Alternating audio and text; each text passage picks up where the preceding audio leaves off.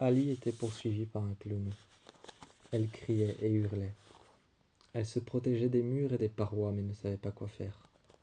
À Briarcliff, impossible de s'évader. Impossible de s'évader. Impossible de partir de ces murs. À Briarcliff, là où elle avait été admise, après une forte crise de panique, de laquelle elle n'a pas réussi à sortir pendant des heures et des heures. Après une forte crise de panique de laquelle elle n'a pas réussi à sortir pendant des heures et des heures.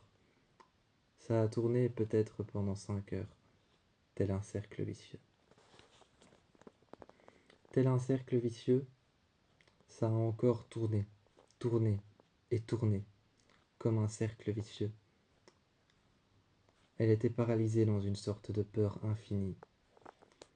Et malgré les efforts qu'elle faisait pour en sortir, elle ne voyait que les visages de ces clowns. Elle en était pétrifiée, paralysée, paralysée de peur.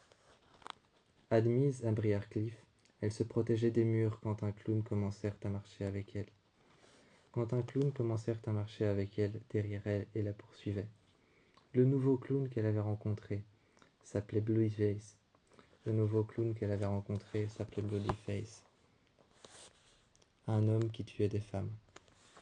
Ali se mit à courir dans les couloirs.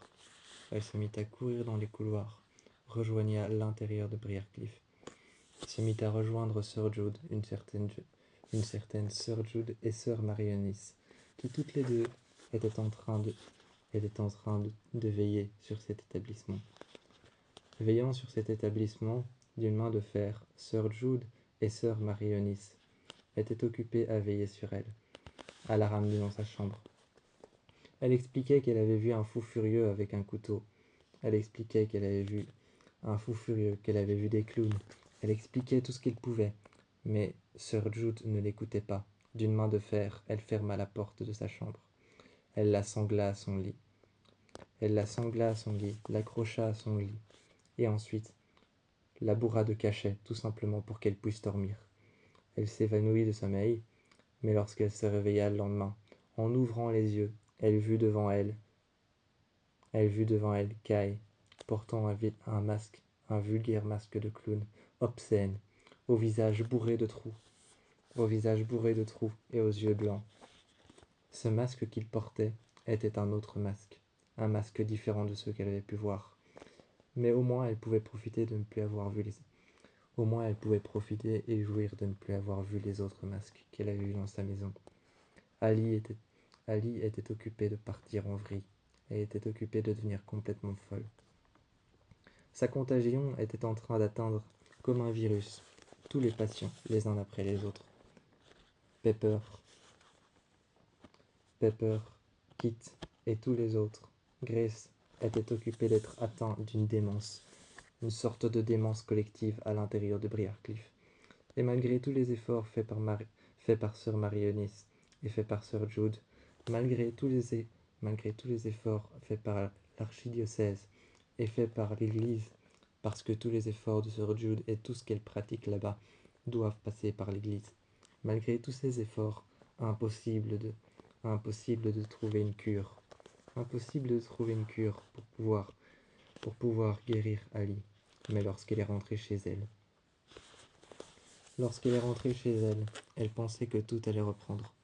Elle pensait que tout allait reprendre comme avant que cette secte ne naisse. Mais tout a repris justement lorsque cette secte est née. Lorsque cette secte est née, tout a repris comme quand elle est née et qu'elle a commencé à les attaquer, alors qu'elle pensait qu'elle allait rentrer dans le calme et que ce cercle allait enfin être brisé. Elle est rentrée, Ivy l'attendait, et surtout son fils, Ozzy. Winter était là aussi, mais ce soir-là, tout a repris. Winter a commencé à entendre le camion de glace qui s'est parqué devant. Ensuite, les clowns ont sauté à l'arrière les uns après les autres. Ils se sont mis en ligne, juste en face de la maison. Ils ont tous brandi une arme. Ils ont tous brandi une arme tranchante, lame vers le bas, et ont regardé la maison, tête inclinée, comme s'ils étaient intéressés par cette maison, la maison de Hailey et Evie. Ils regardaient surtout la chambre, au 2e étage, la chambre de Ozzy.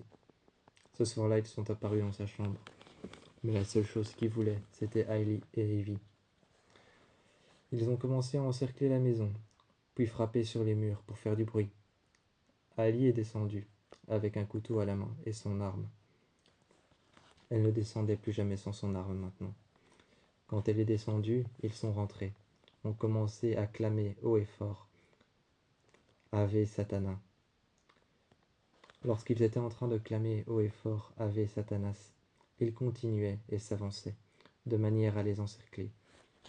Prise au piège, elle est repartie dans un océan de folie, et elle ne l'a plus jamais quitté, quand cette secte a continué à attaquer, et à réattaquer, et à attaquer chaque soir, à les persécuter encore et encore, jusqu'à les pousser à la folie et à la démence, ou alors à les pousser à la rejoindre